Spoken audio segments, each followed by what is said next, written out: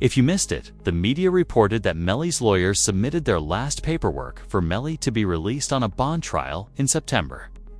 This time, they have full confidence Melly will be released from jail. Whenever there was a release update from Melly's mother, just still praying. I know. I said I would I'll keep everybody updated with what's happening. I know right now we're waiting. So basically, the judge is going to do, I guess, a written order. So we're just waiting, and that order can come any minute, or it could come tomorrow. I don't know. So we're just waiting. We're just waiting. So everybody just keep praying, keep having faith. Oh, Tessa, stop. I've been crying too. It's been a long time coming, you know. Melly's legal team proposed posting an unspecified bond that would be paid by his record label, 300 Entertainment, if granted bond. The attorneys wrote and submitted Melly's amended bond release package. Melly would be under home arrest, wear an ankle monitor, and have 24-hour security to watch him. They promised the judge. It was really wonderful. That boy Melly coming home. I feel it is a rap song that starts with his mother saying that they have information that he isn't being treated humanely while he is in prison. You saw Melly's statement just saying how he's been hurt, how he's scared for his life. As a mother, how did that make you feel? It's heartbreaking. It made me feel completely helpless. Broward Sheriff's Office definitely needs to be investigated. I mean, they are making up their own rules. We've tried to go to court about this situation. The judge really doesn't have any jurisdiction when it comes to the jail, because we actually had a hearing about the mistreatment of him, and the jail they make their own rules. And I don't think that's fair, because I know that they need to answer to someone too. Then they would produce evidence from the first trial that the Fed's suspicion that Melly had committed this crime inside. The Jeep was false because Melly was seen on GPS going down a street and hiding in a bush. That would be the part where he's saying that someone just shot the car up and was trying to shoot them. So I asked him if he was okay, where he was, and he's like, there's a car coming behind him, like hiding. He was like, there's some, there's some, I think they're still out here or something. So I'm like, are you okay? He's like, I'm okay. I said, well, where are Zach and Juvie? And he said, I don't know if they're in the car. I think they're... It was then proved that no firearm was ever found, supporting claims in the first trial that it was a true drive-by. So the first thing is I didn't have a firearm, so I can't know which firearm I'm going to use in order to replicate any of my tests. So I can't make tests for this determination because I don't know what was used. Okay. The prosecution had taken a concerning step.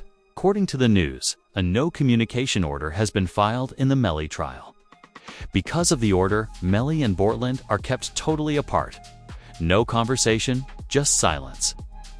In the same trial are the prosecutors. Here, and you can try them together. It is to the benefit of the state to try them together.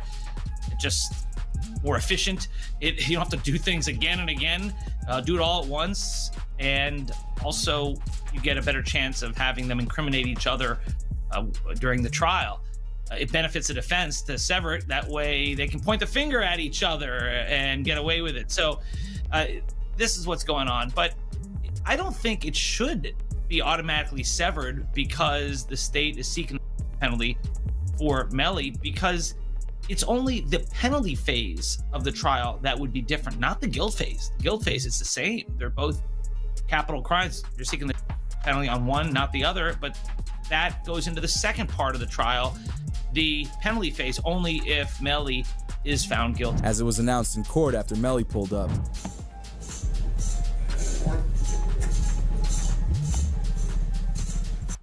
Bortland will likely accuse Melly, since he will be unable to sit there and suffer a life term in prison if he knows he didn't do this heinous crime. Even worse, they detained his ex-girlfriend, who has been hiding abroad since the initial trial, since the prosecution believes she has important Information to provide against Melly. Mariah Hamilton is spending her first day at the Broward County Jail. She has no arrest record until now. U.S. Border Patrol agents arrested her at Miami International Airport Monday after she arrived on an international flight. Court records show Hamilton was ordered to testify in Demon's first trial in 2023. The Facebook message Mariah made upon. Her release said, "Thank you to my village. I love y'all so much. The plan of God, not mine." Disturbing evidence found in her iCloud account indicated that Melly coerced her into not testifying during the trial. This is a new, separate charge known as witness tampering, which carries a life sentence regardless of whether he is found guilty. Of removing sack chaser and juvie, Mariah was forced to sign a contract with a judge stating that she would testify against Melly in the next trial, in the event that Melly was found guilty. State filing 6 new charges against Demons and 2 others who were allegedly involved. The charges include tampering with a witness, directing the activities of a criminal, solicitation or conspiracy to commit tampering, and unlawful use of a two-way communication device. Now, a couple of those charges actually carry a life in prison sentence if there's a conviction. For about a year after he was caught tampering with the jail phones. He had been refused access to them, something his mother hated and felt was unfair. Son has not been convicted of anything, and even other inmates that have been convicted or anything, they have the right to use a telephone. They have a right to just to be allowed to write letters to their loved ones, to receive their mail. They hold his mail, they don't give it to him. Portland will, however, sentence Melly to life in prison because they already tried to link Portland to the crime during the first trial. If it turns out that Melly used the phones to manipulate witnesses, they have kept him away from them because they don't want him to undermine the prosecutor's case against him. Those were his lies. Cortland Henry shows up at Memorial Hospital, Miramar.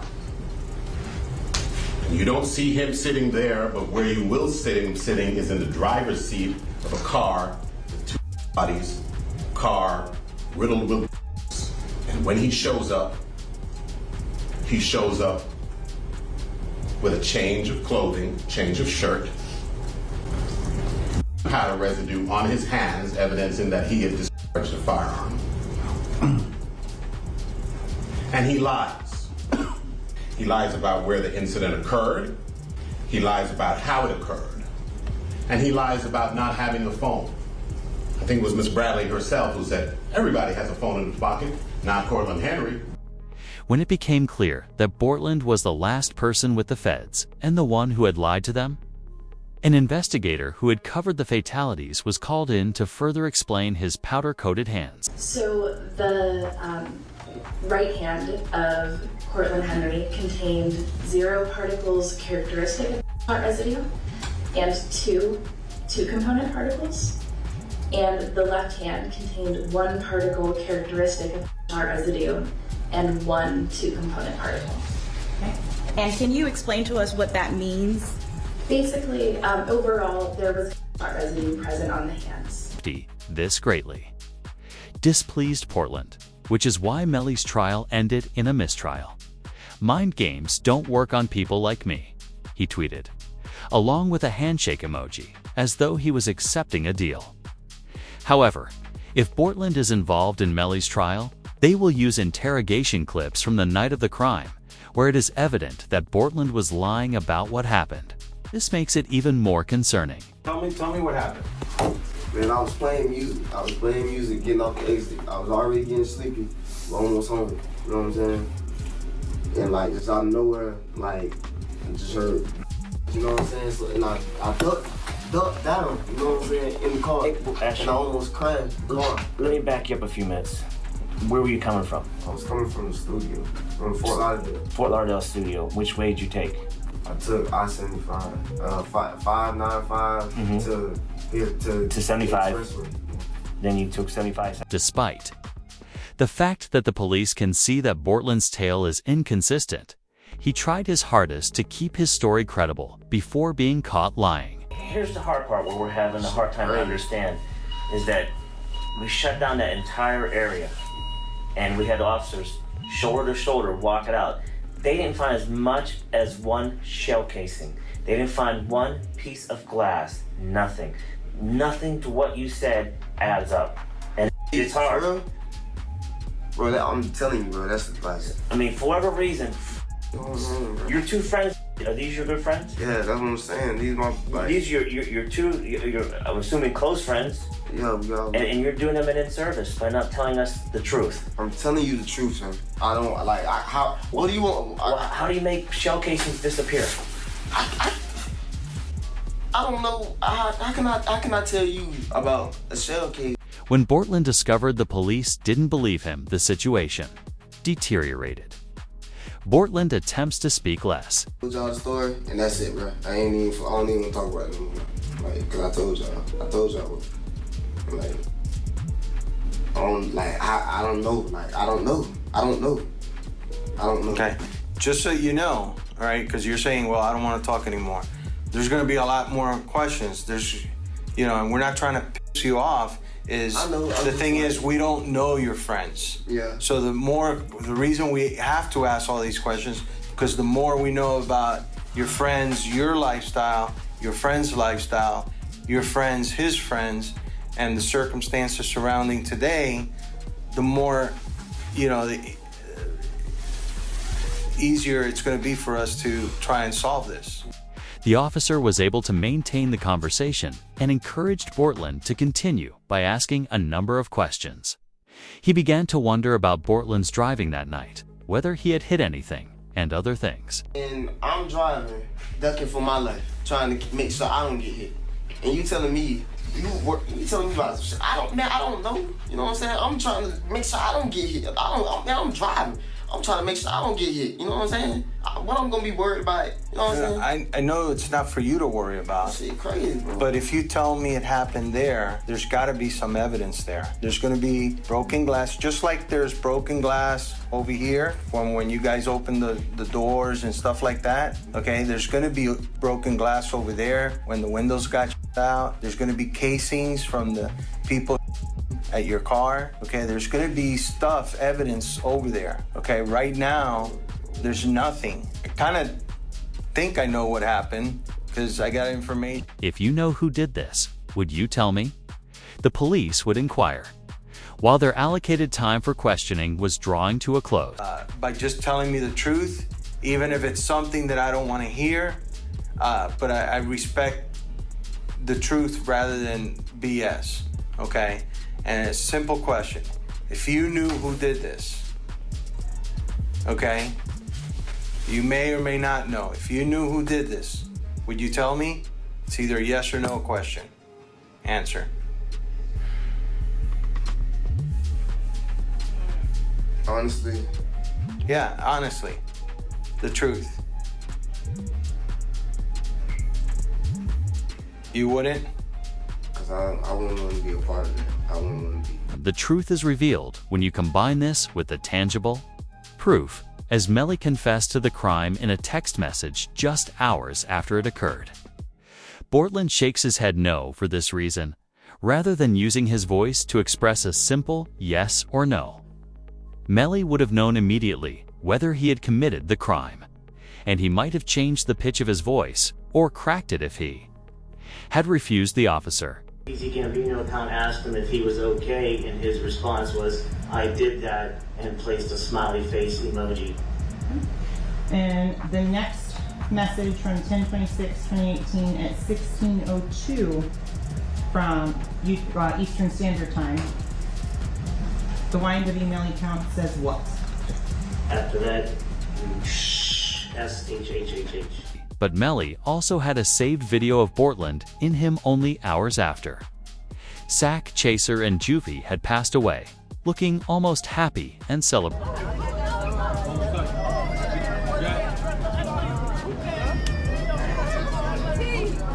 Melly still turned regardless of what happened this early morning. He's still out here being very positive.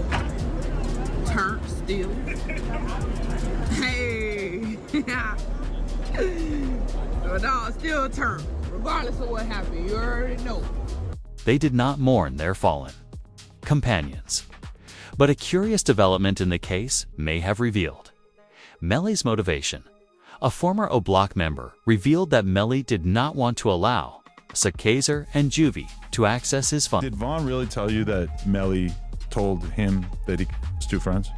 He ain't come out and say, like, we got into an argument.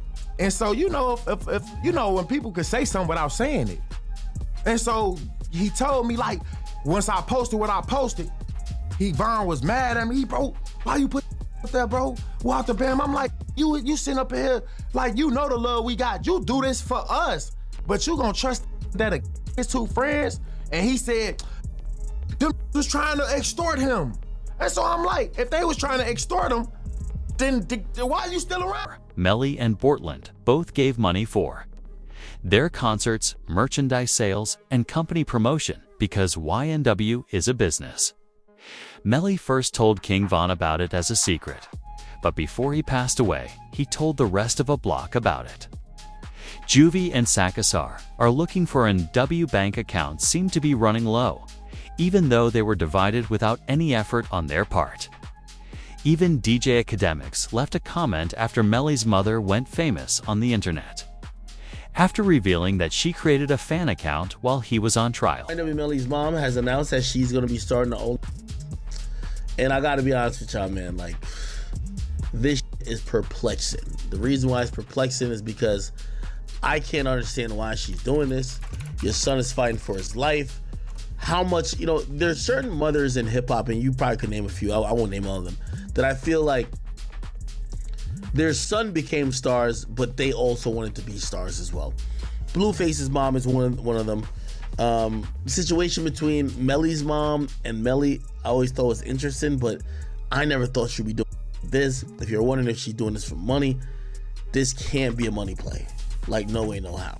Scholars who argued that it had nothing to do with money were refuted by social media because an old interview with Melly's mother and brother revealed that Melly was reckless with his money and that they were worried about his financial status. I would assume But still, that he spent a lot of money on lawyers, like an amount that would probably... That kid spent a lot of money on a lot of things that shouldn't have been spent on. Really? Like what else? And cars, jewelry. And he's not even out to wear the jewelry. I'm like, why are you buying jewelry? You're not here to wear the jewelry. No, definitely lawyers are probably the best thing you can spend That's money what on. bro. But Yeah. he's good with lawyers, bro. Like, money ain't an issue for lawyers. Like, he's fine, but it's just like, there was a lot of stuff that should have went to lawyers that he didn't spend on lawyers. And I'm like, bro. And now it's like, he don't even want the chain no more. Too, as we all witnessed at the first trial, when Melly had to keep asking if she was okay. Jamie King may be using her fan account as a means of diverting her attention from Melly's trial. So it's important to pay attention to her difficulties.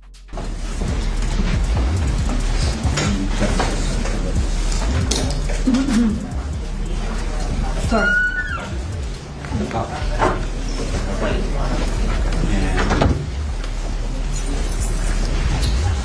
You'll just